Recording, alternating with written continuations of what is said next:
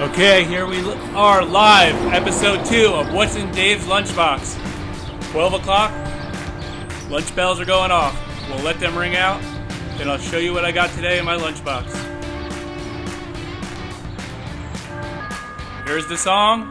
Today's topic is going to be energy management. If anybody has any questions, you can start thinking about it now. First, I will show you what's in my lunchbox. Here's what we got today. The LaCroix sparkly water. Original Sun Chips, banana, and of course chicken salad on a whole wheat wrap. So I'll take a drink, then we'll begin. Basically, there's 3 tiers of energy management. There's solar, wind, alternative energy is tier 1. Tier 2 is controlling your energy via smart homes and Wi-Fi devices. And tier 3 is internally in your house, insulating, air sealing, and keeping your house tight.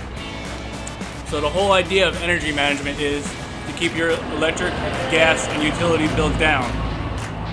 There's no reason to waste money and pay money on utility bills if you don't have to. So if you set everything up the right way, you can cut your costs down on utility operations.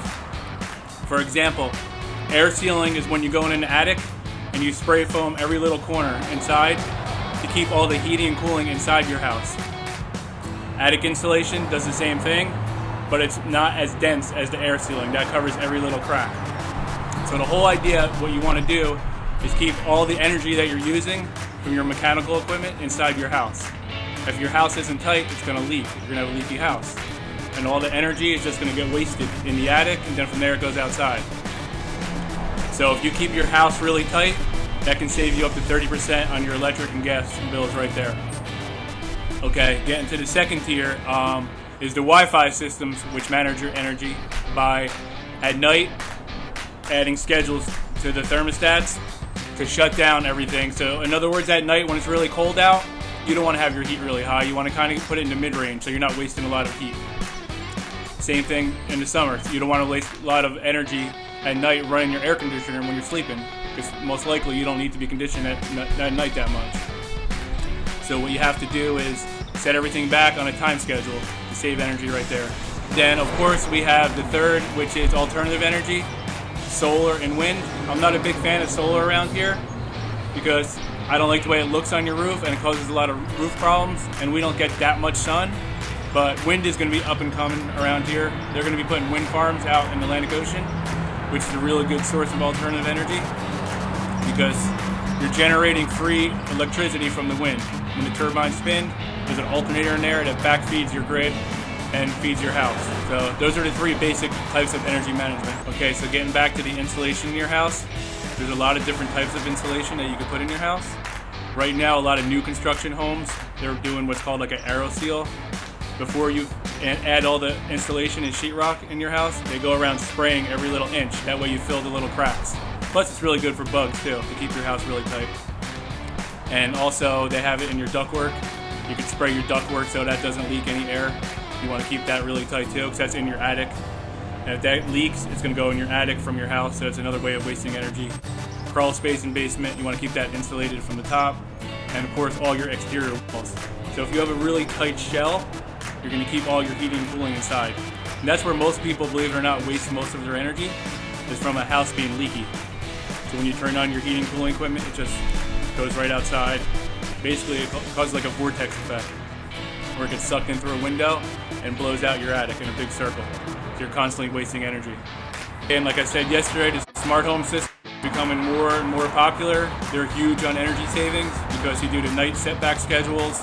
You can control a lot of your electrical stuff now with that. You can shut power off when you're not using it.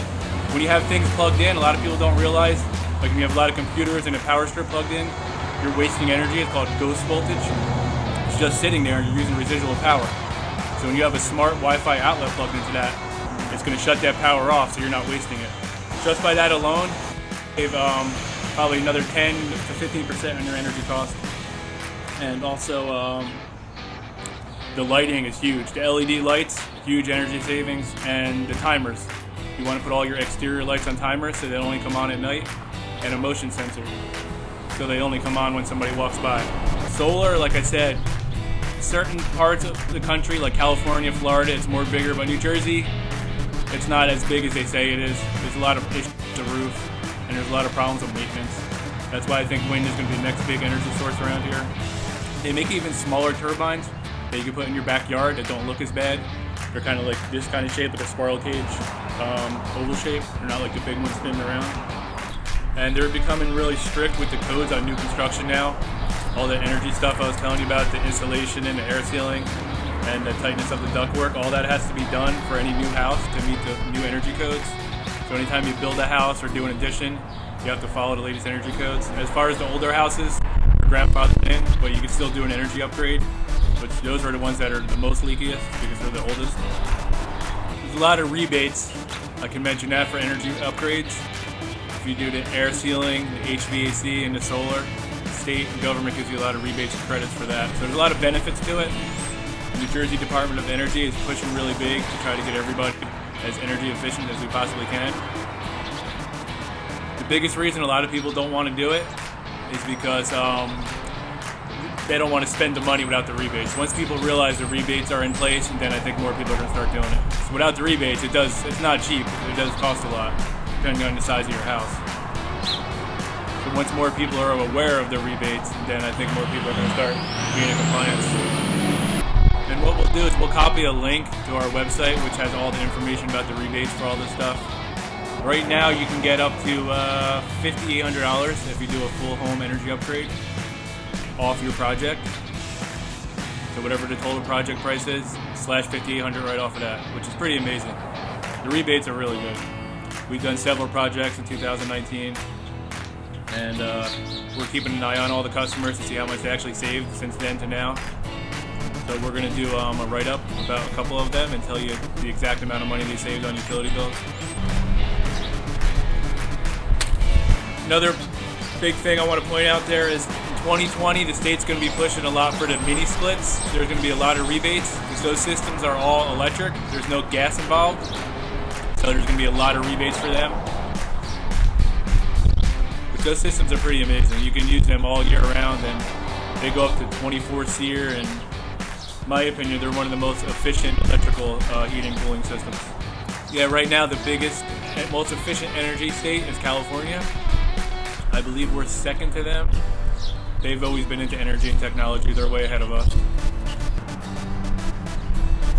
One of the simple solutions you can do in your home is just upgrading to LED lights. I'm sure most people have them by now. But just by putting all LED lights in your house, depending on how big your house is, you can save up to 20% on your electric bill. If anybody has any questions, you can start thinking about it now. Let's see what Nick says. Would you recommend big batteries for your homes? They do have systems that do have big batteries that carry backup power, but that's DC power. You have to transfer it to an inverter. How much energy does something always plugged in use? That's a good question. Depends on what you have plugged in. If you have like a computer or a TV plugged in that's not on or being used, just sitting there, I would say it probably uses like 0.5% of the electric for that month. Which is more economical, central heating or space heating? I would say the space heating is more energy efficient because you can control each space with an individual thermostat. So instead of running the whole house off of one thermostat, you can have a thermostat for that particular zone. So in other words, say you're just in your bedroom, you can leave the rest of the house off. So in my opinion, that's more energy efficient. What about if you have someone in your household who likes the heater at 77 space heater on and ceiling and the ceiling fans? Yeah, that's what's nice about the space heating. You can zone it out. So if somebody wants a 77 in one room, you can leave it. And if they wanted a different temperature in the other room, you could adjust that accordingly. So if that's all the questions. All right, guys, thanks for watching. I really appreciate it. And we'll be back on Monday at the same time, 12 p.m. with a new topic. We'll announce the topic between now and then so you guys can start getting your questions together. Again, thanks everybody. Most importantly, be safe. Have a nice weekend. Thank you.